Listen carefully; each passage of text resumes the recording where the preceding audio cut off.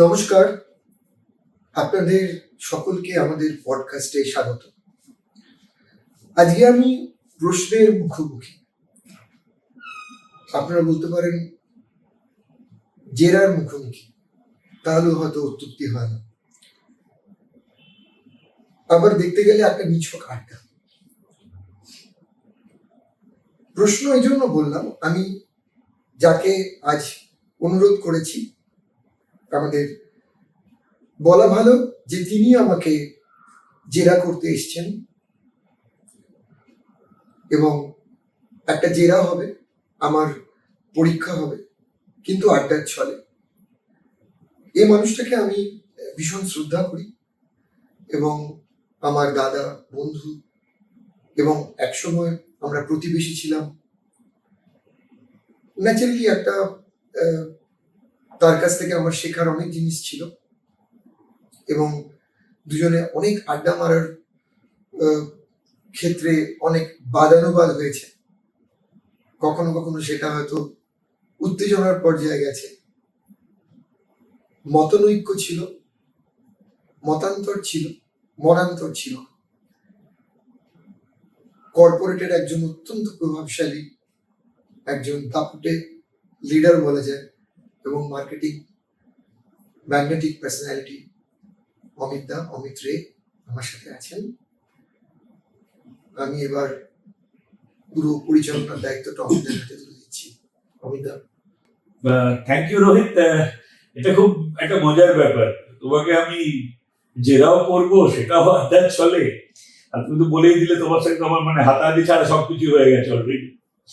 এটা একটা কথা বলো, এটা আমি তোমার নানা রকম অনুষ্ঠানে, আমি পাবলিক ফাংশনে আমি অ্যাটেন্ড করেছি, আমি কথাও বলেছি আমার, এবং আমি তোমার সাথে খুব ঘনিষ্ঠভাবে একা একা বসে, আমি তুমি বসে নানা রকম তাত্ত্বিক আলোচনা করেছি তোমার বিজ্ঞান নিয়ে। আমার মনে হলো যে একটু লোকের কাছে যদি আমরা খুব সরল করে বলতে পারি, কারণ আমি আর তুমি বসলে সঙ্গে সঙ্গে ইংরেজি শব্দ হবে, গভীর গভীর শব্দ হবে, যার নানা রকম মিনিং আছে।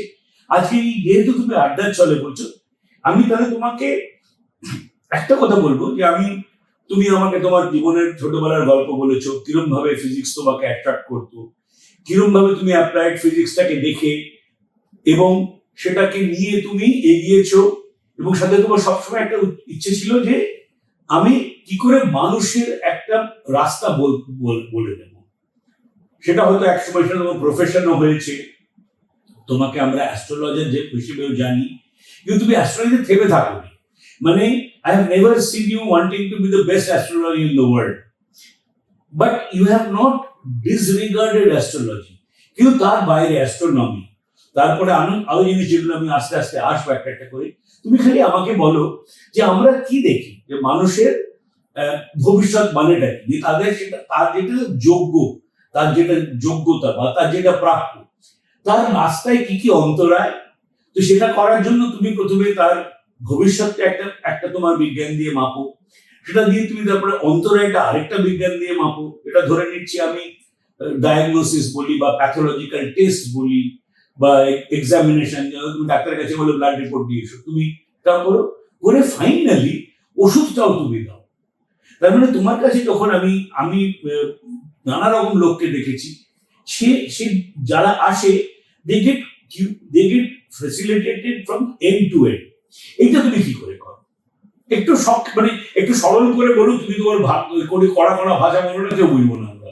না, অ্যাকচুয়ালি সত্যি কথা এটা খুব ডিফিকাল্ট যে একটা কঠিন বিষয়কে সহজ করে বলা, অনেকটা শেষের কবিতার মতো যে তুমি ভীষণ কঠিন কথাকে খুব সহজ করে বা সহজ কথাকে ভীষণ কঠিন করে, এই গল্পটা তো আমার পক্ষে খুব সরলীকৃত করে বলাটা খুব ডিফিকাল্ট। কিন্তু অমিতদার যে ব্যাপারটা হচ্ছে যে দুটো ডিফারেন্ট স্ট্রিম, একটা ট্রাবল শুটিং, একটা সলিউশন ফাইন্ডিং। ট্রাবল শুটিংটা করতে গেলে ডেফিনেটলি অ্যাস্ট্রোলজির একটা খুব বড় একটা যোগদান আছে। অ্যাস্ট্রোলজি দিয়ে একটা মানুষকে অনেকটা বোঝা যায়। লোকেরা বিভিন্ন সময় ব্যঙ্গ বিদ্রুপ করে, এই গ্রহ এই তোমাকে কামড়ে দিল, এই তোমার গলা টিপে ধরলো, বিভিন্ন ব্যঙ্গ বিদ্রুপ হয়। আসলে এই গ্রহগুলোর প্রত্যেকের একটা কালার আছে, একটা অরা আছে। আমরা যখন অরা ডিটেকশনটা করি, এইসব কালারের কিন্তু একটা সংমিশ্রণ হয়। সেই কালারগুলোর পরিমণ্ডল দেখে একটা আঁচ করা যায় যে এই মানুষটার মানসিক অবস্থা, শারীরিক অবস্থা, সামাজিক অবস্থা এবং অর্থনৈতিক অবস্থা, এই চারটে ব্যাপার খুব পরিষ্কার তার অরা থেকে রিড করা যায়। এবং সর্বজন গ্রাহ্য হিসাবে অ্যাস্ট্রোলজি সেই ব্যাপারটা খুব সহজ করে বুঝিয়ে দেয়। এবারে সেই কিরিলিয়ান ফটোগ্রাফি করে সেই কালারটাকে স্ক্যান করে বোঝার মতন ক্যাপাবিলিটি সবার নাও থাকতে পারে, কিন্তু কোন গ্রহটা স্ট্রং, কোন গ্রহটা একটু দুর্বল, সেটাকে দেখে তার কালারটাকে ডিটেক্ট করা বা তাকে সেইভাবে সেরকম ভাবে কালার থেরাপি বা লোকেরা জেম থেরাপি করে, যেভাবেই হোক সেটাকে সলভ করা। আমার দৃষ্টিভঙ্গি দিয়ে যদি আপনি জিস্ট বলেন, সেটা হচ্ছে scalar sound and light wave, এই দুটো জিনিস দিয়ে যে কোনো ধরনের সমস্যাকে সমাধান করা যায় যদি ওটা ঠিক সময় ডিটেকশনটা সম্ভব হয়। যে কোনো মুহূর্তে যে কোনো স্টেটাসে সেটাকে ডিটেক্ট করে সলভ করা যায় কিনা আমি এত বিতর্কিত কথা বলতে পারবো না, কিন্তু কঠিন থেকে কঠিনতর সমস্যা scalar sound wave and scalar light wave দিয়ে সলভ করা যায়। কিভাবে যায়, কতটা যায়, বিস্তর প্রশ্ন বা অনেক কিছু জানার আছে, সেগুলো নিয়ে অন্য কখনো আমরা পডকাস্ট করবো। কিন্তু মোটামুটি ট্রাবল শুটিং, তার জন্য অ্যাস্ট্রোলজি ব্যবহার করতে পারেন, তার জন্য অরামিটার নিতে পারেন, তার জন্য যদি আপনার কাছে অন্য কোনো রাস্তা থাকে সেটা দিয়ে আপনি বাস্তু বা বিভিন্ন জায়গা থেকে জিওপ্যাথিক স্ট্রেস বিভিন্নভাবে আপনি ডিটেকশনটা যদি ঠিকঠাক করতে পারেন, তাহলে সলিউশন ফাইন্ডিং এর ক্ষেত্রে সুবিধা হয়। কিন্তু সলিউশন ফাইন্ডিংটাও কিন্তু একটা সমুদ্রের মতো, সেটাকেও আপনাকে গভীরভাবে অধ্যয়ন করে জানতে হবে কোন জিনিসটা কোনখানে প্রবলেমটা হয়েছে এবং সেখানেই হিট করতে হবে এবং সেই পার্টিকুলার ফ্রিকোয়েন্সিটা দিয়ে হিট করতে হবে। তার জন্যই এটাকে স্কেলার ওয়েভ বা স্কেলার ফ্রিকোয়েন্সি বলা হচ্ছে। স্কেলার মতলব একটা স্পেসিফিক কোন একটা পয়েন্ট আছে, তার একটা মান আছে, মানে তার একটা ভ্যালু আছে, সেই ভ্যালুটা দিয়ে ওই জায়গাটাকে হিট করলে তাই সকল সেই সমস্যাটা সমাধান হয়। এটা হলো আসল কথা। এবারে এর থেকে সরল করে আমার কাছে ঠিক বলার মতন অবস্থা নেই। আমি বলবো যে যথেষ্ট সরল করেছে যে ফ্রিকোয়েন্সি বা ওয়েভ, এটা আমরা সবাই জানি, এরকম নয় যে আমরা কেউ হয়তো পড়ে শিখিনি, কিন্তু যে একটা ওয়েভ আছে আমরা এটাও জানি যে নানা রকম ইলেকট্রনিক যন্ত্রপাতি আছে, তার ওয়েভ আছে, তার একটা রেডিয়াস আছে, ফ্রিকোয়েন্সি। আমরা ফ্রিকোয়েন্সি যেমন আমি সবাই জানি রেডিও কত ফ্রিকোয়েন্সিতে কোন স্টেশন আছে, তো ফ্রিকোয়েন্সি ব্যাপারটা আমরা জানি না তা নয়। কিন্তু অ্যাস্ট্রোলজিতে আমি মানে অ্যাস্ট্রোলজি তুমি লোকের সাথে অ্যাস্ট্রোলজারদের সাথে মিট করেছো, কেউ অ্যাস্ট্রোলজার তোমার পরিচিত হতে পারে বা তাদের তুমি কথা শুনেছো, তারা টিভিতে আসে, তারা ইউটিউব চ্যানেলে আসে, কিন্তু আজ অব্দি কোনোদিন আমার কেউ বলেনি যে তারা যে ইন্টারপ্রেট করছে আমার জন্ম তারিখ, আমার জন্ম সময় এবং জন্ম জায়গাটা থেকে, সেটার পেছনে আরেকটা একটা জিনিস কাজ করে, যেটা তুমি আমাকে বলছো সেটা ফ্রিকোয়েন্সি বা ওয়েভ। তুমি হয়তো ওটা আমি বুঝতে পারছি যে এটা ফিজিক্সের গভীরতাতে চলে যাবে। এছাড়া তুমি আমাকে এটাও বলেছো যে 3 রকমের এফেক্ট কাজ করে মানুষের শরীরের উপর, মানে মানুষের জীবন থেকে আন্ত অব্দি। একটা আমাকে বলেছিলে তুমি, যেটা সবাই বলে যে সোলার, যেটা সূর্য চন্দ্র, যেটা গ্রহ তারা। তুমি আরেকটা বলেছিলে cosmic, which is beyond our solar system. তৃতীয়বারে যেটা তুমি বলেছিলে, এবং সেটা আমি প্রথম তোমার কাছে শুনেছিলাম এবং আজ অব্দি আমি কারো কাছে শুনিনি, জিওপ্যাথিক স্পেস। তো আমি ধরে নিচ্ছি এই 3 ধরনের জিনিসে আমাদের উপর কাজ করে। এটা ডিটারমিন করে আমরা কিভাবে ভাবছি, আমরা কোন পরিস্থিতিতে কি ডিসিশন দেবো, সেই জন্য আমাদের ভবিষ্যৎটা কি হতে চলেছে, একটা ধারণা। তুমি আমাকে বাকি দুটো তো মোটামুটি লোকের জানে, তুমি আমাকে জিওপ্যাথিক স্পেস সম্বন্ধে বলবে বা আমাদেরকে বোঝাবে, আমি মানে যতটা পারো সহজ সরল করে। কিছুই না, পৃথিবীর নিচ থেকে কতগুলো ফ্রিকোয়েন্সি বেরিয়ে আসে, যেগুলো হার্টম্যান গ্রিড, কুরি গ্রিড, বেঙ্কার্স গ্রিড, লাইন, এরকম অনেকগুলো ফ্রিকোয়েন্সিস পৃথিবীর অনেক গভীর থেকে সেই ভাইব্রেশনস বা রে গুলো বেরিয়ে আসে, এবং সেগুলো ভূপৃষ্ঠে আসার পরে আমাদের শরীরের মধ্যে, মনের মধ্যে, সমস্ত দিক থেকে আমাদের উপরে প্রভাব বিস্তার করে। এবং সেই প্রভাবটা এতটাই প্রবল যে তার জন্য আমরা বিভিন্ন রকম দুরারোগ্য ব্যাধিতে পর্যন্ত আমরা কষ্ট পাই। এবং এটাকে যদি আমরা প্রোটেক্ট করতে পারি, যদি আমরা জিওপ্যাথিক স্ট্রেসটাকে যদি আমরা মিনিমাইজ করতে পারি, আমরা অনেক রোগের হয়তো জন্মই হবে না। ও মানে পৃথিবীর অনেক বিখ্যাত সায়েন্টিস্ট, আমি আজকের পডকাস্টে বা নর্মালি আমি খুব একটা কারোর নাম নিই না, তো আজকের পডকাস্টেও আমি কোনো সংস্থা বা কোনো ইন্ডিভিজুয়ালের নাম নেব না। খুব বিখ্যাত একজন সায়েন্টিস্ট, তিনি বলেছিলেন যে ক্যান্সার রোগটা কিন্তু একটা লোকেশনের ডিজিজ, যেখানে জিওপ্যাথিক স্ট্রেস বেশি থাকে সেখানেই ক্যান্সার ডিজিজটা হয়। এই ডিজিজটার জন্য সেই মানুষটা বোধহয় খুব একটা দায়ী নয় সবসময়। তো এরকম অনেক ব্যাপার আছে। তো জিওপ্যাথিক স্ট্রেস আমাদের সমাজ জীবনেও, আপনি যদি রাজনৈতিক পটভূমিকা বলেন বা সামাজিক অবস্থা বলেন, সমস্ত ক্ষেত্রে জিওপ্যাথিক স্ট্রেসের একটা সাংঘাতিকভাবে তাকে দায়ী করা যেতে পারে। সহজ কথায় বলতে গেলে ভূপৃষ্ঠ থেকে একটা ফ্রিকোয়েন্সি আসে যেটাকে আমরা দেখতে পাই না, কিন্তু সেটা আমাদের জীবনের সব থেকে বড় থ্রেট। আপনি বলতে পারেন ইনভিজিবল থ্রেট। আমরা একটা সাপকে দেখলে ভয় পাই, বা একটা আরশোলাকে দেখলে অনেক সময় অনেকে ভয় পায়, একটা টিকটিকিকে দেখলে লাফিয়ে ওঠে। তার থেকে অনেক বেশি বিষাক্ত, অনেক বেশি ক্ষতিকারক কতগুলো ফ্রিকোয়েন্সি আমাদের চারিদিকে ঘুরে বেড়াচ্ছে, যার উপরে হয়তো আমরা বসে গল্প করছি বা কখনো গিয়ে আড্ডা মারছি, সেটা আমাকে স্লো পয়জনিং করছে। আমি আবার ফিরে যাচ্ছি অ্যাস্ট্রোলজিতে। যেহেতু আমি আজ অব্দি কোথাও, যেরকম ভাবে বললাম, আমার অভিজ্ঞতায় কখনো এই কথাগুলো আমি শুনিনি, জাস্ট তোমাকে জিজ্ঞেস করার জন্য, এই যে তুমি জিওপ্যাথিক স্ট্রেসটা আছে, এটা নির্ধারণ করো যেটা আমার জন্য ঠিক, আমার জন্য ভুল। আমি ধরে নিচ্ছি মানে কি বলবো, যে তুমি ফ্রিকোয়েন্সি বা যে স্ট্রেসটা বললে সেটা একটা নিশ্চয়ই ইউনিট থাকবে। একটা ইউনিটের উপরে সেটা আমার ক্ষতিকর হতে পারে, একটা ইউনিটের কমে হয়তো নাও হতে পারে। একটুখানি এটা দিয়ে বলবে। ভন পল ইউনিট আছে, কিন্তু ভন পল ইউনিটের মেজারমেন্ট করার জন্য যে ভন পল মিটার, সেটা খুব একটা মার্কেটে পপুলার নয় বা খুব একটা বেশি প্রচলিত নয়, তার জন্য ভন পল মিটার পাওয়া যায় না। গুস্তাভ এরিয়ার ভন পল জার্মানির ভিলসবিবার্গ বলে একটা জায়গাতে উনি দেখিয়েছিলেন একটা ম্যাপের উপরে কতগুলো লাইন টেনে, যে এই জায়গাটার উপরে, এই লাইনগুলোর উপরে যেই যেই ঘর সেখানে ক্যান্সার পেশেন্ট আছে, এবং দেখা গেছিল সেটা 92% সত্যি ওনার ডিটেকশন। তো উনি একটা স্কেল বানিয়েছিলেন, ভন পল স্কেল।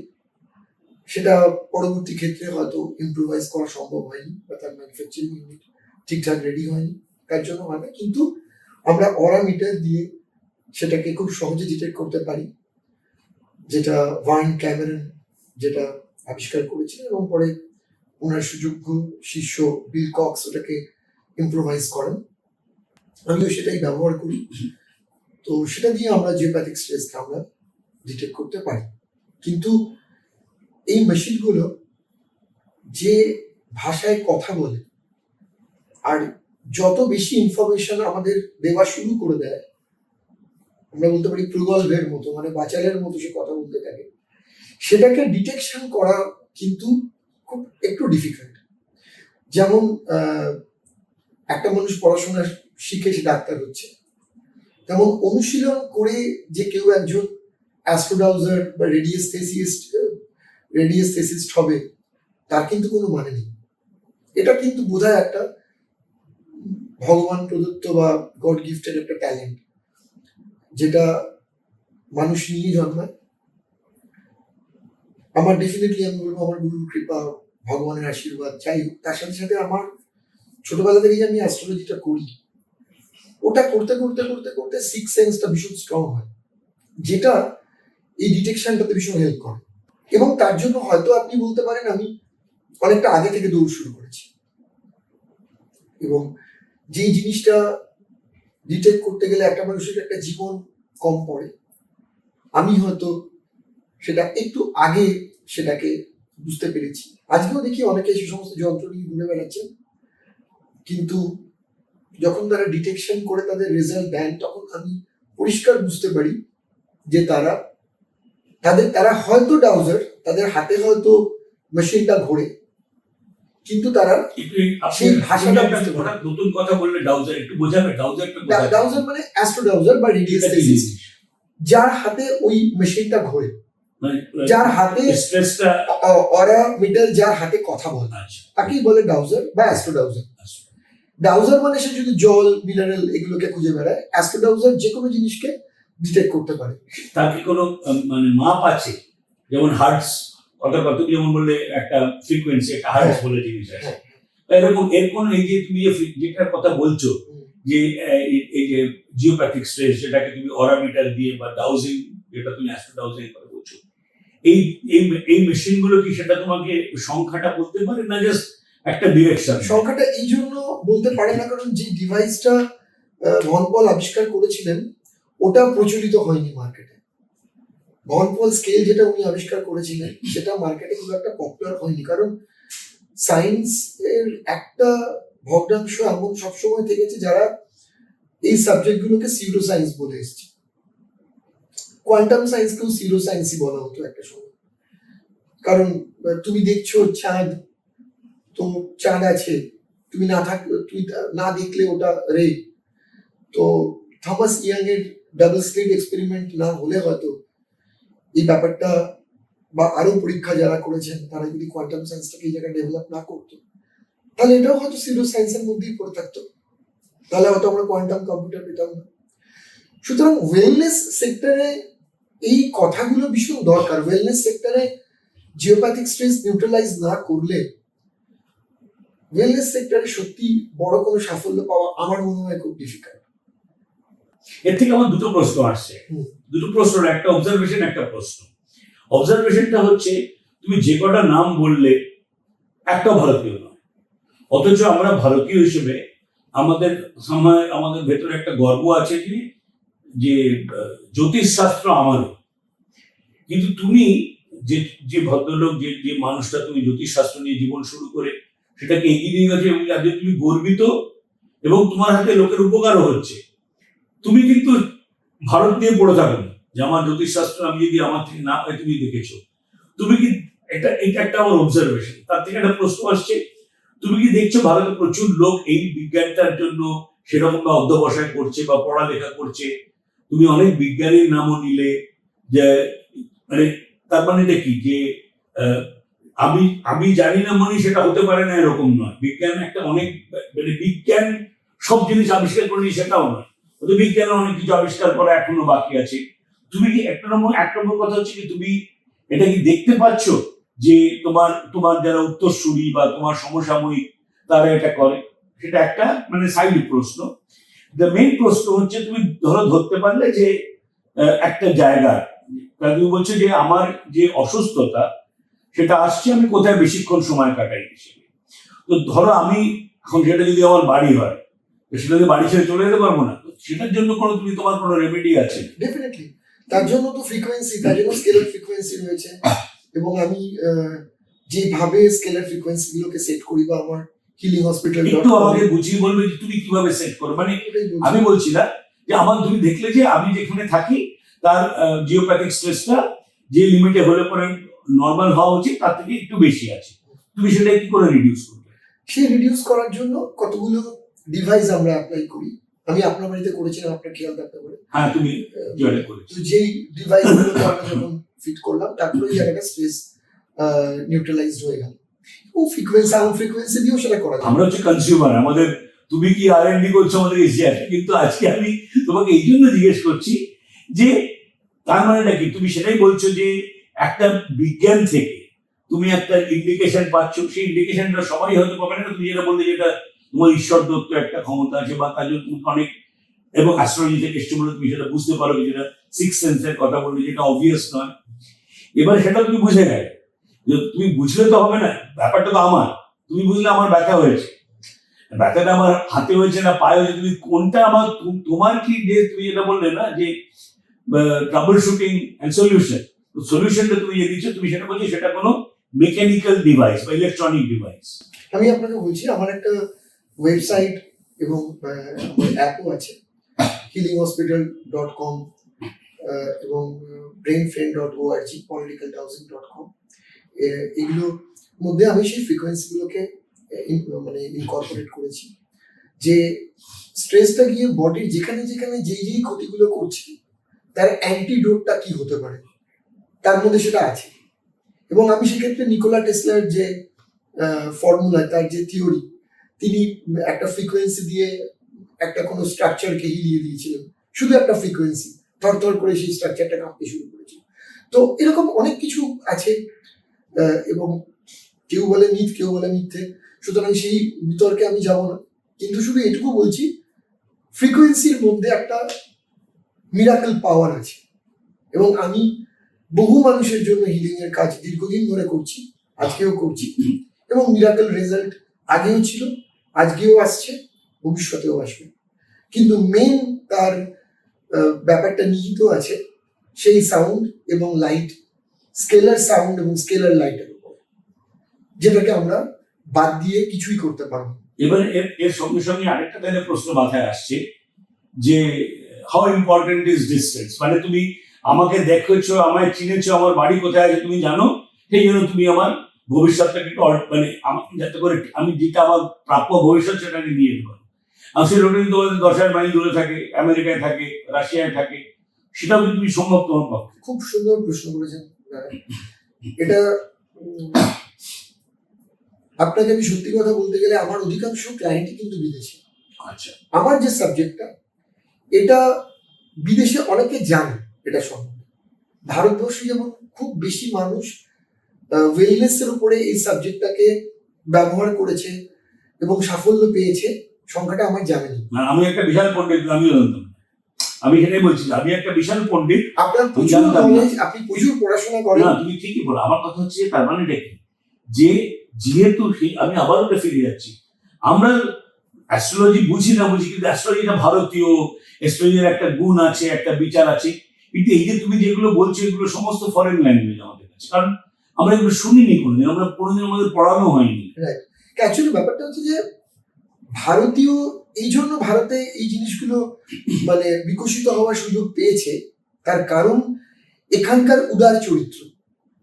তারা গ্যালিলিওর মতন তাকে জেলে নিক্ষেপ করেনি, মৃত্যু পর্যন্ত তাকে জেলে ফেলে রাখেনি, যেহেতু সে একটা ধর্মের বিরুদ্ধে কোনো কথা বলেছিল, যে সূর্যকে মাঝখানে রেখে পৃথিবী চারিদিকে ঘোরে। সে তো কাউকে গুলি করতে যায়নি, কাউকে মারতে যায়নি, সে তার একটা বিশ্বাসের কথা তার বিভিন্ন যুক্তি তর্কের মধ্যে দিয়ে বলেছিল। তো এই ঔদার্য অনেক দেশের ছিল না, ভারতবর্ষের মধ্যে সমস্ত রকম কথা শুনবার যে একটা ঔদার্য ছিল, তার জন্য বিভিন্ন ধারা এখানে তাদের মতবাদ নিয়ে বিকশিত হতে পেরেছে, এবং তার সুযোগ আমরাও পেয়েছি। আজকে আপনি যে কথাটা বলছিলেন দূরে কাজ করা যায় কিনা, করা যায়, সেটা কোয়ান্টাম সায়েন্স, যেটা আমি করি। আপনার ডিএনএ বা আপনার ফটো যদি আমার কাছে থাকে, আপনি সৌরজগতের যে কোনো জায়গায় থাকুন না কেন, ফ্র্যাকশন অফ সেকেন্ড আমি আপনাকে কানেক্ট করতে পারি, এবং আপনার অসুবিধা বা আপনার সমস্যাগুলোকে সলভ করা যায়। তার জন্য আমেরিকা যাওয়ার দরকার নেই, তার জন্য আপনার বাড়ি যাওয়ার দরকার নেই, এখান থেকে মুশকিল করা যায়।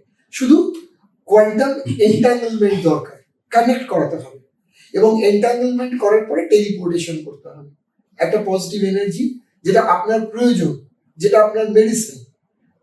সেই মেডিসিনটা actually healing medicine, healing frequency.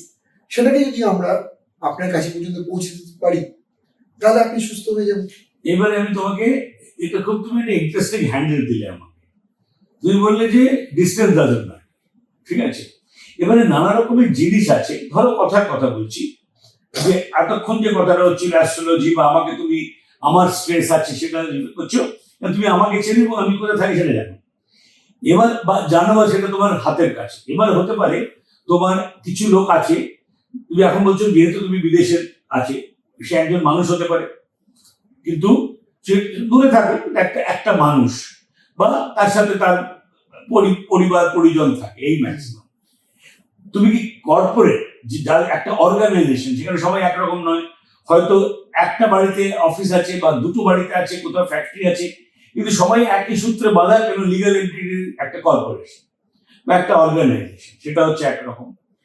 দ্বিতীয় কথা হচ্ছে, একটু মানে মজা করেই বলছি, আমি তোমাকে খুব ভালো করে চিনি, তোমার নৈতিকতা সম্বন্ধে আমি অত্যন্ত অবহিত, কিন্তু মজা করে বলছি, এই যে যদিও ভারতবর্ষে এটা লিগাল নয়, সারা পৃথিবীতে বা বেশিরভাগ পৃথিবীর অনেক দেশে খেলার ফল কি হবে সেটা নিয়ে, সেটা একটা ব্যবসা, এবং এটার মধ্যে কোনো অনৈতিকতা নেই, এটা একটা অফিসিয়াল, এটাকে আমরা তুচ্ছ ভাষায় বলি বেটিং, গ্যাম্বলিং, যাই বলি, সেটা একটা গেল। মানে সেখানে একটা ক্ষেত্র আছে, সেটা ফুটবলই হোক বা ক্রিকেটই হোক, একটা ক্ষেত্রে হচ্ছে।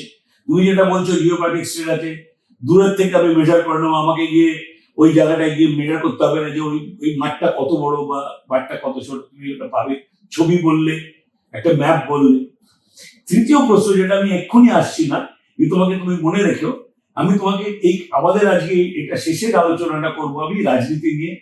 তুমিও বাঙালি, হেসো না, তুমিও বাঙালি, আমিও বাঙালি, আমাদের রাজনৈতিক মতবাদ থাকুক না থাকুক, আমরা কবে থেকে কলকাতায় চলে এসেছি, আমাদের এসে যায় না, কিন্তু কোথাও না কোথাও একটা আমাদের ওয়েস্ট বেঙ্গলে বৃষ্টি হলে আমাদের বলে, আরে কালকে কলকাতায় বৃষ্টি হয়েছিল। তো আমি তোমার সাথে একটুখানি ওটা নিয়ে এনগেজ করবো, যে তুমি এই যে তোমার বিদ্যে, কৌতূহলের জন্যই হোক বা প্রফেশনাল কারণেই হোক, তুমি কি এই বিদ্যেটা এবারে রাজনীতির উপর লাগিয়েছে কিনা, লাগালে পরে কি তার তোমার একটুখানি আলোচনা করো, তুমি তার কি দেখছো না দেখছো।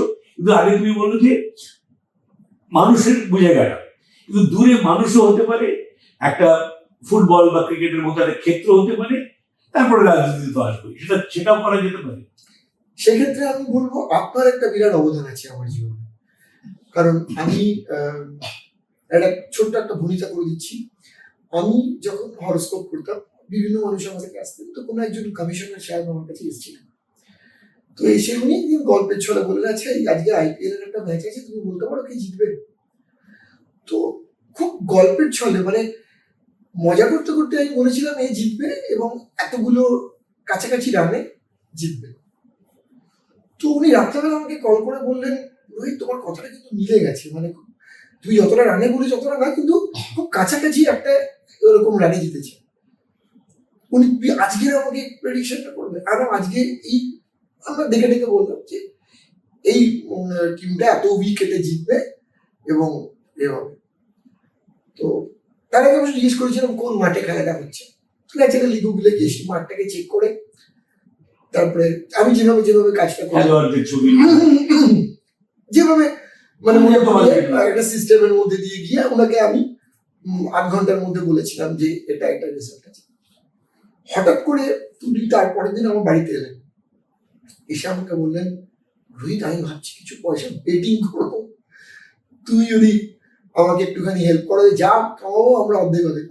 দেখুন আপনাকে আমি ভীষণ রেসপেক্ট করি, শ্রদ্ধা করি, বম্বের ওয়ান অফ দ্য লিডিং যিনি শেয়ার ব্রোকার, তার অফিসের একজন অত্যন্ত উচ্চ স্তরের কর্মচারী, একজন অফিসিয়াল আমাকে এসে বলেছিলেন, তুমি আমাদের জন্য কাজ করো, তোমাকে আমরা একটা অ্যাবনর্মাল অ্যামাউন্ট পেমেন্ট করবো। তো আমি করি, কারণ আমি শুধু অর্থকেন্দ্রিক কাজের মধ্যে কোনো মজা খুঁজে পাই না। যতক্ষণ খেলাটা খেলার মতো ততক্ষণ ভালো লাগে, তুই যখনই সেটাতে একটা টাকার গন্ধ চলে আসে এইরকম ভাবে, যেটাতে আমার কোনো ইন্টারেস্ট নেই, সেটাতে আমি খুব একটা ঢুকতে চাই না। এই গল্পটা আমি আপনার কাছে গিয়ে করি, এবং তখন আপনি খুব লাফিয়ে আমাকে ইংলিশ প্রিমিয়ার লিগ বুঝিয়েছিলেন। আমি নাম শুনেছিলাম ম্যানচেস্টার ইউনাইটেড, লিভারপুল বা আর্সেনাল বা লেস্টার, অনেক নাম শুনেছিলাম আমি। তো আপনি আমাকে খুব ভেঙে ভেঙে প্রত্যেকটা প্লেয়ার, ক্লাব, তার কোচ, কোন মাঠে খেলবে, কি হবে, আমাকে এতটা উৎসাহিত করেছিলেন। তো তখন আমি আপনার পাল্লায় পড়ে প্রেডিকশন করা শুরু করি, এবং আপনি রোজ আমার পরীক্ষা নিতেন, আপনি খুব ভালো করে জানেন। তো সেই প্রেডিকশনটা was not because of economics, it's because of challenge. এটা একটা মজা, ফান, একটা চ্যালেঞ্জ, একটা চ্যালেঞ্জ বা একটা ফান, একটা আমরা খুব এনজয় করেছি। ইনফ্যাক্ট আপনি 12 তলায় থাকতেন, আমি 7 তলায় থাকতাম একই বিল্ডিং এ। তো ন্যাচারালি গিয়ে একটু চা খাওয়া হতো আর মজার গল্প হতো। আপনি আপনার কাজ শেষ করে এসে বসতেন, আমি আমার কাজকর্ম শেষ করে সন্ধ্যে 7:30 8টা নাগাদ আড্ডা মারতাম। 1 ঘন্টার একটা আড্ডা হতো। তো মোদ্দা কথা হচ্ছে এটা যে ইয়েস, যত দূরেই খেলাটা হোক না কেন, যেখানেই হোক না কেন, একটা আইডিয়া পাওয়া যায়। কিন্তু সেটা আপনার সঙ্গে যতটা আমি সাবলীল, অন্য কারোর সঙ্গে হয়তো আমি সেই জন্যই তোমাকে কথা, তুমি স্বাচ্ছন্দ্য নৈতিকতার কারণে তুমি কোনোদিনও এটা করোনি। না, আমি কখনো করিনি। কিন্তু একটা ফান হিসেবে ভালো লাগতো। আপনি ম্যানচেস্টার ইউনাইটেড ভীষণ বড় বড় একজন ফ্যান, আর সেই জন্য আমি দেখি তো আজকে ম্যান ইউনাইটেড জেতে কিনা। Right. তো এইরকম ভাবে শুরু হয়েছিল, কিন্তু পরে অনেক অনেক বিস্তৃত হয়েছিল গল্পটা। যে কোনো জায়গা থেকে যে কোনো এরিয়া যখন তখন রিচ করা যায়। এইবার তোমাকে আসল জেরাটা করি। এবারে তুমি বলো যে আমি আগে শুরু করছি যে আমি যেমন বলছি যে আমার ওয়েস্ট বেঙ্গলের রাজনীতিতে আমি 1989 সালে কলকাতা ছেড়ে এসেছি, তারপরে কলকাতা কোনোদিনই থাকিনি। আজকে আমার 3 কুলে কেউ নেই, মাতৃকুল, পিতৃকুল আর শ্বশ্রুকুল, মানে শ্বশুর বাড়িতে কেউ কোথাও কেউ নেই। বলে আমার কোথাও গিয়ে থাকার জায়গা নেই, আমার কোনো হৃদয়ের টান নেই অনেস্টলি। হ্যাঁ, বলবে পোস্ত খাই, আনন্দবাজার পড়ি, এগুলো ঠিক আছে। কিন্তু রাজনীতি হলে কোথাও কোথাও একটা এই টিভিটা হলে বলে থাকে কি হলো, কে কাকে মারলো, কে কে জিতলো। তো তোমার কি কোনো ওয়েস্ট বেঙ্গল সম্বন্ধে, আবেগ বলছি না, কৌতূহল আছে যে রাজনীতিতে কি হতে চলেছে? এই কথাটার উত্তর দেওয়ার জায়গায় একটা খুব দুঃখের একটা কথা আমাকে বলতে হবে। 2021 যখন ইলেকশনটা হয় পশ্চিমবঙ্গে, সেই ইলেকশনটা শেষ হয়ে যাওয়ার পর একটা পোস্ট পোল ভায়োলেন্স হয়, খুব মর্মান্তিক। প্রচুর মানুষ মারা যান, শুধু একটা পলিটিক্যাল বিশ্বাসকে তারা আঁকড়ে ছিলেন এবং তারা তাদের কথা বলেছিলেন এবং তারা তাদের পছন্দের দলকে ভোট দিয়েছিলেন বলে তাদেরকে খুব নৃশংসভাবে হত্যা করা। এটা আমাকে নাড়িয়ে দিয়েছিল এবং আমার মনে হয়েছিল এই ব্যবস্থাটার পরিবর্তন হওয়া খুব দরকার। এবং আমি আমার নিজের অর্থ ব্যয় করে, সময় অর্থ ব্যয় করে, একটু থামাচ্ছি, তুমি আমাকে পরিচয় দিলে কর্পোরেট বলে, তুমি বলবে সময়, আমি বলবো লস্ট অপরচুনিটি, মানে ইকোনমিক পয়েন্ট অফ ভিউ থেকে। তুমি ওই সময়টা নিয়ে তুমি আগে একটা চাষও করতে, তুমি দুটো ফল দুটো আপেল খেতে পারতে। একদম সত্যি কথা। মানে এক ধরনের ঘরের খেয়ে বোনের মোষ। আমি 2022 থেকে শুরু করি পশ্চিমবঙ্গের অবজারভেশন, এবং সব থেকে বড় ব্যাপারটা হচ্ছে কে ক্যাপ্টেন হবে, কে লড়াইটার নেতৃত্ব দেবে। এটা কিন্তু ডিটেক্ট করা খুব ডিফিকাল্ট একটা ব্যাপার, যে কে চন্দ্রগুপ্ত হবে। একটা ইনভিজিবল কৌটিল্য বা চাণক্য থাকতে পারে, কিন্তু চন্দ্রগুপ্তটা কে হবে সেটা ডিটেক্ট করতে একটু সময় লাগে। সেটা ডিটেকশন হয় এবং তারপরে আমার অবজারভেশন শুরু হয়। অবজারভেশন যখন শুরু হয় তখন জিরো গ্রাউন্ডের অবস্থা ছিল। আমি আবারও বলছি, কোনো পলিটিক্যাল দলের নাম আমি উল্লেখ করবো না। আমরা কথা বলছি যে আমরা বাংলা আমাদের ভেতরে আছে, আমরা বাংলায় থাকি না, বাংলা আমাদের আছে, মরণে রয়েছে। আমি তোমার একটা মজার গল্প বলি। এটা কোন সালটা আমার ঠিক মনে নেই। সিঙ্গুরে টাটা চলে যাচ্ছে, আমি আর মহুয়া, মানে মহুয়া আমার স্ত্রী, আমি আর মহুয়া দুজনে টিভি দেখছিলাম। আমার চোখে জল এসেছিল, মহুয়ার চোখে জল এসেছিল। যে তখন আমাকে আমার ছেলে এসে জিজ্ঞেস করলো যে তোমরা কাঁদছো কেন? তখন আমি বললাম যে এই যে একটা টাটারা এত বছর পরে ওয়েস্ট বেঙ্গলে একটা ইনভেস্টমেন্ট আসছিল, টাটারা চলে যাচ্ছে, ওই জন্য আমার দুঃখ লাগছে যে আমার যে রাজ্যে আমি জন্মেছি বড় হয়েছি সেখানে হবে না। বলে কোথায় যাচ্ছে? গুজরাটে। ওটা তো আমারই দেশ। আমার বলার কোনো ভাষা ছিল না, কেন আমার ছেলে জন্মেছে বম্বেতে, বড় হয়েছে বম্বেতে। তখন আমি বুঝলাম যে জন্মভূমিটা কি জিনিস, বা জন্মভূমি যদি আমার মাতৃভূমি থেকে আলাদা হয় তাহলে আলাদা হয়। সেই উপলব্ধিটা আমার সেই দিন হয়েছিল, যে 2009-10 যখন এটা হয়ে থাকে। সুতরাং আমার মনে, মানে হয়তো সেটা 15 বছর হয়ে গেছে, আলাদা কথা, কিন্তু এখনো আমার মনে হয় যদি বাংলা একটা ভালো হয়, সেটা আমি তোমার কথাটা আমি রিয়েলাইজ করতে পারি। আমি তোমাকে যে তোমার সাথে সাপোর্ট করছি যে তুমি এই যে বাংলায় তুমি একটা অন্যায্য, অনৈতিক, একটা একটা বর্বর, একটা ক্রিমিনাল একটা অ্যাকশন দেখলে হয়তো তোমাকে নাড়ালো, এটা আমার বাংলা, এই বাংলায় কি আমি চাই? তাহলে কি আমি কিছু করতে পারবো কিনা? আমি হয়তো এটা হতে পারে যে হ্যাঁ আমি এই বাংলা চাই না, কিন্তু এর মধ্যে আমার কিছু করার নেই বাবা, কে আমি ওখানে গিয়ে রোদের মধ্যে পুড়ে বিপ্লব করবো। কিন্তু তুমি এটা একটু ইন্টারেস্টিংলি বলো যে তুমি প্রথমে ক্যাপ্টেন ডিটেক্ট করলে, কৌটিল্য ডিটেক্টেড ছিল, চাণক্য ডিটেক্টেড ছিল, তুমি ক্যাপ্টেন ডিটেক্ট করলে তোমার মতো করে, তুমি তার ওদের সাথে বসে বসে গল্প করছো না। তারপরে কি হলো? আসলে অমিতা, আপনি খুব ভালো করে জানেন, আপনি আমাকে বিভিন্ন অর্গানাইজেশনে অনেক কর্পোরেট আমাকে নিয়ে গেছেন, আমাকে অনেক সুযোগ করে দিয়েছেন, এবং তার জন্য আমি আপনার কাছে কৃতজ্ঞ। আপনি আমার সাবজেক্টটা বিশ্বাস না করলে তো আমাকে নিয়ে যেতে পারতেন না। আপনি আমাকে অবজার্ভ করেছেন, বিশ্বাস করেছেন, এবং আমি আমার সমস্ত কিছু দিয়ে চেষ্টা করেছি করার। আপনি জানেন আমাদের এই সাবজেক্টটা করতে গেলে কি পরিমাণ খরচ হয়, একটা প্রচন্ড এক্সপেন্সিভ ওয়ার্ক। তো আমি অসহায়ের মতন অনেককে বলে ফেলেছিলাম যে যদি আমাকে একটু আপনারা হেল্প করেন। সবাইকে, যারা বন্ধু বান্ধব কাছাকাছি যাদেরকে জানি, চিনি, মনোভাবাপন্ন কিছু মানুষজন, সত্যি কথা বলতে গেলে কিছুই পেলাম না। কিন্তু অদ্ভুত ভাবে 6 মাস আগে একটা টিম এসে আমাকে একটা অ্যামাউন্ট দিয়ে গেল, একটা এক্স অ্যামাউন্ট। অ্যামাউন্টটা আপাত দৃষ্টিতে খুবই বড়, কিন্তু আমার সাবজেক্টে এটা খুবই ছোট্ট একটা অ্যামাউন্ট।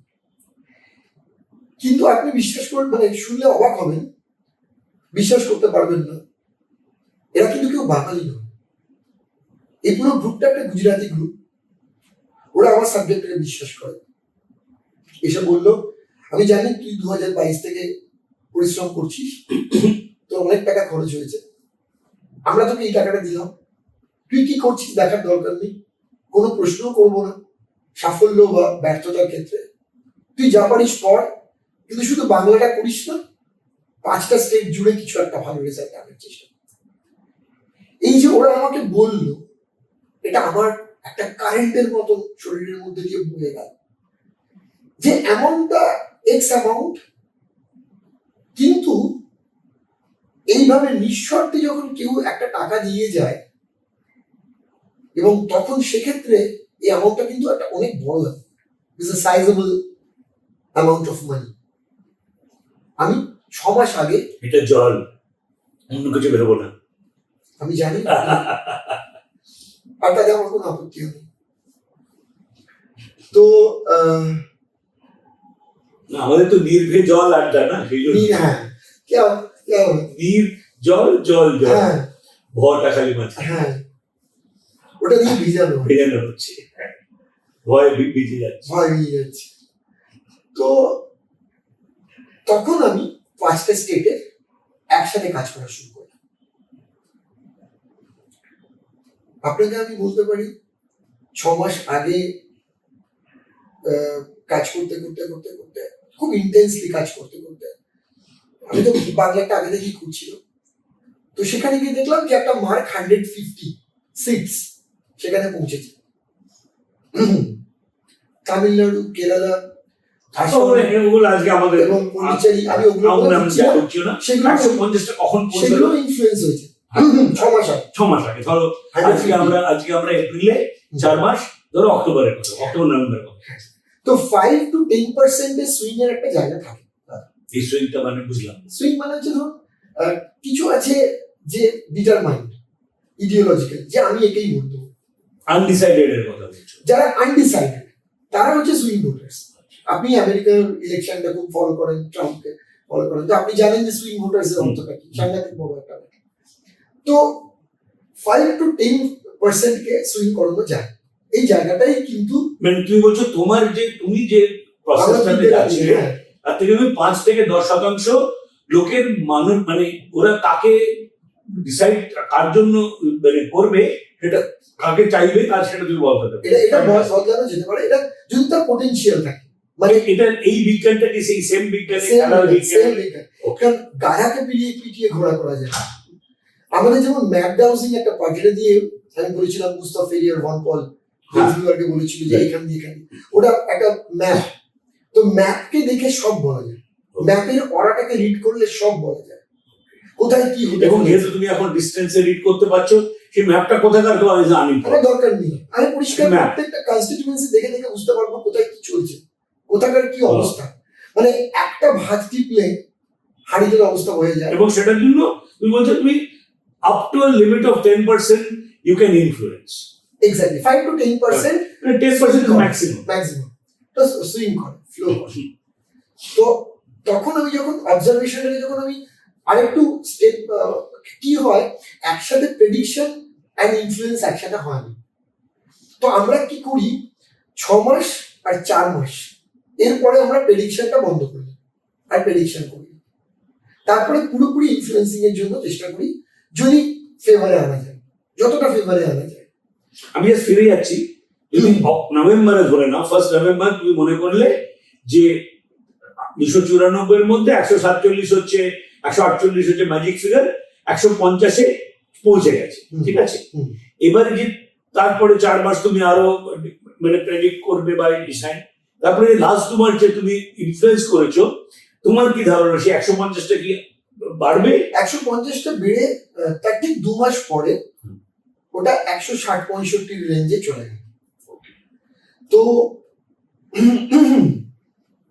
এই যে রেঞ্জে গেল, তারপরে আমি আর ডিটেকশনে যাইনি। আচ্ছা, আমি তারপরে তার মানে আমার কথাই তুমি ডিটেকশন তুমি করনি, কিন্তু তোমার বিজ্ঞান কি বলে তারপরে তুমি পজিটিভলি রিইনফোর্স করছো। আমি ইনফ্লুয়েন্স করা মানে রিইনফোর্স করছি। আমি যদি মনে করি আমি যাকে বলে যে আনডিসাইডেড করে এ কে দেবো না বি কে দেবো, তখন তুমি বলছো না 10% লোকের কাছে তুমি চাচ্ছ যে যেভাবে তুমি ফ্রিকোয়েন্সি যাও এ এ এ এ এ, তো তুমি 2 মাস করনি, আজকে বসে তোমার কি অ্যাসেসমেন্ট সেই 160? করিনি না, করেছি আমি বলছি, আমি প্রেডিকশনটা করিনি বা অবজার্ভ কি হয় এটা প্রেজেন্ট সম্বন্ধে বলে। হ্যাঁ, ওকে। মানে আজকে যদি আপনি আপনার কথা জিজ্ঞেস করেন, আমি যদি অবজার্ভ করি, আমি আপনার এখনের কথা বলতে পারবো। আপনি 6 মাস পরে কি হবে সেটা বলতে পারবে। যখন আমি আপনার জন্য আপনার কোনো একটা রোগকে পেট ব্যথা করছে, যদি ঠিক করাবার ব্যবস্থা তৈরি করতে হয়, তখন আমি ওটার পিছনে পড়ে যাব। আমি বারবার করে আমাকে চেক করাটা মুশকিল, যে আপনার প্রেশারটা বেড়েছিল কমেছে, কিন্তু আমি যদি সবসময় আপনার প্রেশারটা চেক করতে থাকি, আমার পক্ষে কাজটা করা ঠিক করা হবে না, আমার ঠিক করাটা হবে না, খালি মেজার করে যাবে, শুধু মেজারই করে 6টার সময় তো 8টার সময় তো। ওটা একটা ডিপ্রেশন। এটা খুব সিম্পল করে বললে। তো 6 মাস আগে আর 4 মাস আর 2 মাস পরে যে হলো, এটা দেখলাম এরকম একটা হচ্ছে, মানে 10% পজিটিভ হলো, 150 থেকে 165 মানে 10% পজিটিভ হলো, মানে আগে এগোলো, মানে 10%। মানে আমি বলছি যে 60 এলো, 150 থেকে 160 হলে পরে লেস দ্যান 10%, 165 হলে পরে 10%, মানে জাস্ট ওই এরকম একটা রেঞ্জে এলো। এবারে ব্যাপারটা হচ্ছে পোটেনশিয়াল না থাকলে কিন্তু এটা করা যায় না। গরুর এটা তুমি বললে যে মানে দুধ না থাকলে গালা পেটিয়ে ঘোরা করা যাবে, এটা তুমি প্রথমেই বলে নিলে। গরুর বাটে দুধ এবং নেই, সেই জন্য তুমি বলছো 10% আমি ইনফ্লুয়েন্স করতে পারি, মানে আমার পোটেনশিয়াল আছে, তার থেকে আমি খালি মানে পোটেনশিয়াল আছে বলেই আমি 10%কে ইনফ্লুয়েন্স করতে পারি। যদি পোটেনশিয়াল নাই থাকতো, তুমি যেটা বলছো যে আমি তোমাকে এটা বলবো, সবাইকেই বলবো এটা, যে এই অনেস্টিটা সবার মধ্যে থাকে। তুমি স্বীকার করছো যে একটা ন্যাচারাল ফিনোমিনা আছে, এটাকে কি করে আগিয়ে এগিয়ে নেওয়া? এক্স্যাক্টলি, তাহলে তো ভণ্ডামো হয়ে যাবে। অ্যাবসলিউটলি। হ্যাঁ, তুমি সেটা যে বলছো, তুমি সবার সামনে বলছো, আজকে today we are on camera, তুমি সেটা অ্যাকনলেজ করছো যে আরে ভাই আমি গাড়িটা 20 কিলোমিটার স্পিডে চলছে, আমি 22 করে দিয়েছি, কিন্তু গাড়িটা যদি চাকাই না থাকে তাহলে আমি করবো। It's a fantastic, what do I call it, মানে self declaration to say look, it's not magic, it's hardcore science, and that science, it takes a lifetime experience to interpret that science, read that science. যার জন্যই তো এই সাবজেক্টের যে গভীরতা, তার জন্য বই লিখেছি, যে ওয়েলনেস টু অকাল সায়েন্স, যে বইটা আমি ওখানে অনেক কিছু লিখেছি। এবং বিশ্বাস করবেন না, আমার যদি ভারতবর্ষে 10টা লোক কিনে থাকে, আমার বিদেশে 100টা লোক কিনেছে, কারণ ওদের ইন্টারেস্টটা অনেক বেশি। আমি কি করে কাজটা করি, হয়তো ওখান থেকে দেখা যাবে মানুষ এই সাবজেক্টটাকে নিয়ে আগে এগোচ্ছে, কিন্তু এখানকার মানুষ বলে, আমার খুব খারাপ অভিজ্ঞতা আছে কোনো একজন মন্ত্রীর বাড়িতে, তিনি বললেন ভীষণ ট্যালেন্টেড লোকেরাই আমার এখানে আসে, তুমি একমাত্র ট্যালেন্টেড নও। কারণ আমি নিজেকে ট্যালেন্টেড দাবি করছি না, কিন্তু আমি বলছি আপনার একটু সময় চাই, তাহলে আমি কথাটা বোঝাতে পারতাম। সেটাও পাওয়া যায় না। যখন কেউ বিখ্যাত হয়ে যায় বা যার একটু লাইকস, সাবস্ক্রাইবার বা ভিউজ বেশি হয়, তারা একটু এখানে বিখ্যাত হয়ে যায়, তাদের আমরা আবার একটা ওয়েস্ট বেঙ্গলে ফিরে আসি। যাই হোক, তো আমাদের এখানে ব্যাপারটা হচ্ছে যে কত বিখ্যাত লোক তখন তার কথাটা শোনা হবে, কিন্তু যদি কেউ নিভৃতে কোনো কাজ করে তার কোনো ভ্যালু নেই বা তার অতটা শোনার এখনো সময় আসেনি। তো ঠিক আছে, আমি যার জন্য বললাম, যখন এই গুজরাটি যে মহল ওরা এসে বললো বাংলার জন্য তুমি করো, তোমাদের কি কোনো আত্মীয় বাংলায় থাকে যে ব্যবসা করে বা কিছু করে? বললো আমাদের কেউ থাকে না, আমরা শুধু চাই যে ভারতবর্ষটা ভালো থাকে, মানুষ কাজকর্ম করুক, সবাই ভালো থাকলে আমার আমি দর্শনে যাচ্ছি না, এগুলো দার্শনিক কথা। মানে সে এখন কি চায় না চায় তুমি কি করে জানো, ও বলেছে তোমাকে। তো আমার কথা যদি তুমি বাংলায় ফিরে আসি, কারণ আমি বললাম যে আমি এই আজকের এই আড্ডাটার উদ্দেশ্যই ছিল যে বাংলায় কিছু একটা হচ্ছে, মানে বাংলায় আর কি কুরুক্ষেত্র হচ্ছে আর কি। বাংলায় কুরুক্ষেত্রে কে জিতবে, মানে অর্জুন জিতবে না দুর্যোধন জিতবে? দেখুন, আপনি যখন এতটা ব্ল্যাঙ্কলি বলছেন, আমি আপনাকে বলছি আমার টার্গেট 230+ নিয়ে আমি আমার লড়াই শুরু করেছি। কি হবে আমি এই জন্য বলতে পারবো না, কারণ আমি ডিটেকশনের মধ্যে নেই। 4 মাস আগে আমি ডিটেকশনের জায়গাটা তোমার কথাটাকেই এগিয়ে নিয়ে যাচ্ছি।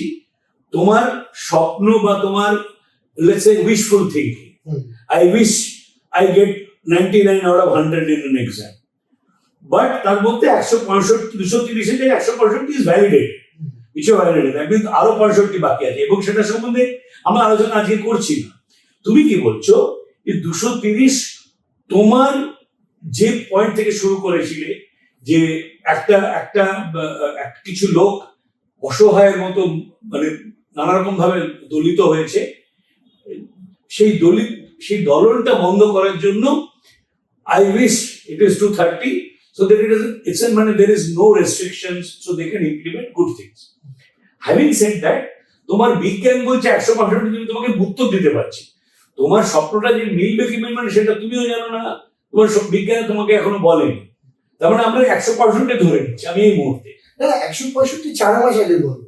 হ্যাঁ, কিন্তু সেটা থেকে তুমি বলছো সেটা থেকে আমি এতদিন ধরে মেহনত করে যাচ্ছি, 4 মাসে কিছু তো বেড়েছে, এবং আমার টার্গেট প্রথম থেকেই 200+ ছিল।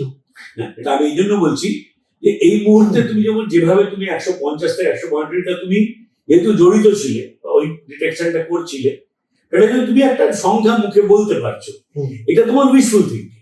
মানে যেমন লোকে না পরীক্ষার সময় পরীক্ষা দিয়ে ভাবি যে আমি এত number I wish I get so much, কিন্তু কখনো তুমি হয়তো বেশিও পাও কখনো কমও পাও, কিন্তু that's more of wishful thinking, preparatory based on কতটা তুমি পড়ালেখা করেছো। তো আমি 82 পাওয়ার মতো পড়েছি, আমি পেয়েছি 79, বুঝতে পারলেন আমি কি বলছি?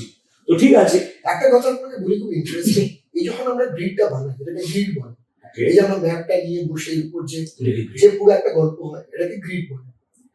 আপনি বিশ্বাস করতে পারবেন না এই গ্রিডটা কি অলৌকিক ভাবে কাজ করে।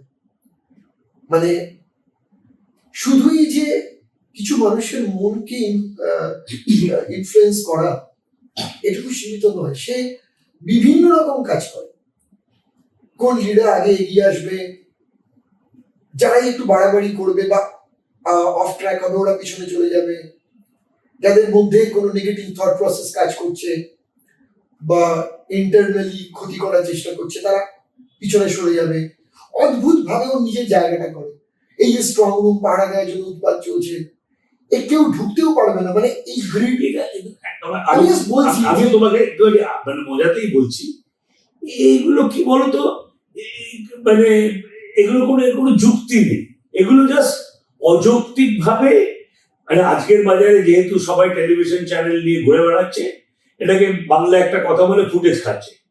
মানে মানে আমি আর তুমি এটা নিয়ে আলোচনা করা উচিত না, কারণ এটা মানে এত কি বলবো below my IQ, I don't even want to discuss that, যে মানে অ্যাবসার্ডলি এগুলো নিয়ে আমি এমনিতে অ্যাকচুয়ালি মানে স্ট্রং রুমে বা কাউন্টিং এ যে কারচুপি হয় না সেটা বলাটা ভুল, সেটা হয়, কিন্তু এবারে যেভাবে সবকিছু হচ্ছে আবার বলছি যে সম্ভাবনা এটা আলাদা কথা। মানে এটাই আমি বলছি যে কারচুপি হবে না, এটাই কাম্য, কিন্তু আনফরচুনেটলি আমরা এমন একটা দেশে বাস করি যেখানে অনৈতিক ব্যাপারটাই এখন রাজনীতি। কেউ কারোর মানে আমি আজ অব্দি, আমি এত বছর বয়স হয়েছে, মানুষ ভালো দেখেছি, কিন্তু এমন কোনো মানুষ দেখিনি যে নিঃস্বার্থভাবে লোকের জন্য করে, যেটা হচ্ছে লিডারশিপের কন্ডিশন। তুমি সাইমন সাইনেককে তোমাকে আমি ইন্ট্রোডিউস করেছিলাম ওর ভিডিওতে, ও ওখানে লোকের লিডারকে এই জন্যই মেনে নেয়, ও নিঃস্বার্থভাবে আমাকে দেখবে বলে। সেই জন্য আমি আমার খাওয়াটা ওকে দিয়ে দেবো, আমি রাত্রে জেগে থাকবো যাতে আমার লিডার শুতে পারে। সেই সেই সেই যে মনুষ্যত্ব, সেটা আর পৃথিবীতে কোথাও নেই। আমি ভারতবর্ষের কথা বলছি না। লিডার্স ইট লাস্ট, ওয়াই লিডার্স ইট লাস্ট, রাইট? তো আমার কথা হচ্ছে যে সেইটা আমি কোনো দার্শনিকতার মধ্যে দিয়ে যাচ্ছি না। আমি খালি এই কনভারসেশনটা থেকে এটা তোমার পুরো বিজ্ঞানটা বুঝলাম সহজ সরল ভাষায়, এবং এই বিজ্ঞানটা কি করতে পারে সেটা নিয়ে বুঝলাম। মানুষের জন্য করতে পারে এটা আমরা আগেই জানতাম, অর্গানাইজেশন কর্পোরেটের জন্য করতে পারে, অর্গানাইজেশনের জন্য কর্পোরেট হোক যাই হোক, সে একটা গভর্নমেন্টও হতে পারে, একটা নন গভর্নমেন্ট হতে পারে, একটা বিদেশি কোম্পানি হতে পারে, যেই হতে পারে, একটা প্রতিষ্ঠানে যেখানে অনেক লোক কাজ করে একসাথে সেটার জন্য কাজ করতে পারে, একটা স্পোর্টস বা যেখানে অনেক মানুষ আসে, অনেক মানুষ খেলায়, একটা প্রতিযোগিতা, তার কি আউটকাম হবে, এটা অলিম্পিক্সও হতে পারে, ওয়ার্ল্ড কাপ ফুটবল হতে পারে, আইপিএল হতে পারে। এটার জন্য যেটা আমরা আজকে কনক্লুড করছি আলোচনাটা, না, এই রাজনীতিতে তুমি যেহেতু ফোকাসড হয়ে করেছো, so you are able to bring in a 10% swing. That 10% swing 4 months back was 165. Now let's see what goes forward. এটা নিয়ে আমি এক্ষুনি তোমায় জিজ্ঞেস করছি। বলি খুব ইম্পর্টেন্ট কথা এখানে, সেটা কি জিওপ্যাথিক স্ট্রেস নিয়ে যে কথা বলছিলাম একটু আগে, আপনি শুনলে খুব আশ্চর্য হবেন। এই জিওপ্যাথিক স্ট্রেসটা অ্যান্টি ইনকামবেন্সি এবং প্রো ইনকামবেন্সিতে একটা বড় ম্যাটার, এক্স ফ্যাক্টর হিসেবে দাঁড়ায়, এবং সেটা শুধু ভারতবর্ষে, সারা পৃথিবীর এই সব জায়গাতেই এটা সত্যি। মানে ধরুন আপনি একটা স্বপ্নের দেশে বাস করেন, সেখানেও কিন্তু অ্যান্টি ইনকামবেন্সি হতে পারে। সুতরাং অ্যান্টি ইনকামবেন্সি মানেই একটা বাজে গভর্নমেন্ট, আর প্রো ইনকামবেন্সি মানেই খুব ভালো গভর্নমেন্ট, সেটা কিন্তু ব্যাপারটা ঠিক একরকম ভাবে হয় না। এটা কিন্তু আমরা যেটা বলি আর্থ সামাজিক অবস্থা, সোশিও ইকোনমিক স্ট্যাটাস, তার সাথে কিন্তু এর একটা ভীষণ ওতপ্রোতভাবে একটা নিবিড় সম্পর্ক রয়েছে। আমি রোহিত, তুমি আবার কথা বলছি যে দেখো, তুমি আমরা যেটা আলোচনা করছি সেটা রাজনৈতিক দর্শন, আমি সেটা নিয়ে আলোচনা করতেই চাই না। আমার মতে রাজনীতি জিনিসটা অনৈতিকদের কাজ, আর কিছু না। এটা শুরু হয়েছে, আমি আপনার সঙ্গে একমত নই, তো না, আমি তোমাকে একমত হতে বলছি না। আমি মহাভারত অধ্যয়ন করেছি, আমি দেখেছি তখনকার দিনও অনৈতিকতা ছিল। ধৃতরাষ্ট্র তো নৈতিক ছিলেন না, না? ডেফিনেটলি। তাহলে আমার কথা হচ্ছে নৈতিকতাটা, যে লোক ক্ষমতা ভোগ করতে চায় তার নীতিটা সবার আগে সে নীতি বিসর্জন দেয়। আর আজকে পৃথিবীতে, তোমাকে রিসেন্টলি আমি ভিক্টর অরবানের এক্সাম্পল দিলাম, যে লোককে ক্ষমতা কক্ষিগত করতে চায়। ভারত, আমি অনেক দর্শন চলে যেতে পারি যে আজকে ইনইকুয়াল ডিস্ট্রিবিউশন অফ ওয়েলথ, 30%, 12% লোকের কাছে 80% wealth. So this are all indication that আমরা নৈতিক অধঃপতন হয়েছে, সবার হয়েছে, আমাদের মানুষেরও হয়েছে। আমরা মানুষরা যেটা করি, আমরা সব, আমার কথা আমি সেই আলোচনা যেতেই চাই না। আমি I want to stay with your whatever you call it, prediction or what you can see. That's what I'm saying. I'm going to conclude that you can definitely see 165. Right. But you have worked towards making 230. That is your effort. But you have not measured your effort itself. তুমি তোমার নিজেকে জেরা করোনি এখনো, জেরা করার আর সময় নেই। এটা এখন যা হবে বেরোবে। আপনি যে জেরা করলেন তারপর ঠিক আছে, জেরা। তো থ্যাংক ইউ ভেরি মাচ। আমার দারুণ লাগলো, এবং আমি আশা করি আমি আজকে অনেক কিছু শিখলাম, এবং আশা করি যারা দেখলো বা যারা দেখবে এটা, তাদেরও ভালো লাগবে, এবং তারা এটাকে অ্যাপ্রিসিয়েট করবে যে এটা খালি এই 3 জন লোককে ফোন করে বললাম ইসকো ইতনা মিলেগা, এরকম নয়। একটা গভীর বিজ্ঞান এবং ইন্টারপ্রিটেশন বিজ্ঞান। কারণ আমাদের একটা জিনিস আমরা ছোটবেলা থেকে শিখে এসেছি, যেটা আমি আবার মহাভারতের ব্যাখ্যা দিচ্ছি, ব্যাখ্যাটা হচ্ছে একটা শ্লোকের 4 রকমের ব্যাখ্যা হতে পারে। এটা খুব ভালো লাগলো Rohit. Thanks a lot Rohit, thank you very much. Thank you দাদা, থ্যাংক ইউ। বন্ধুগণ, আমাদের সঙ্গে আপনারা থাকলেন, এবং যদি আপনারা শেষ পর্যন্ত আমাদের এই পডকাস্টে দেখেন, আমি সত্যি আপনাদের কাছে কৃতজ্ঞ থাকবো।